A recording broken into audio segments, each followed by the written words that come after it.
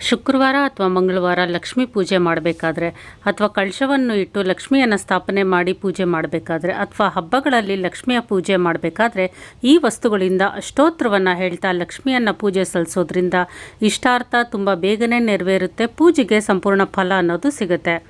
ಲಕ್ಷ್ಮಿಗೆ ಇಷ್ಟವಾದ ಸುಗಂಧಭರಿತವಾದ ಹೂಗಳನ್ನು ತಂದು ಅಷ್ಟೋತ್ತರವನ್ನು ಹೇಳಿಕೊಂಡು ಅದರಿಂದ ಅರ್ಚನೆಯನ್ನು ಮಾಡಬೇಕು.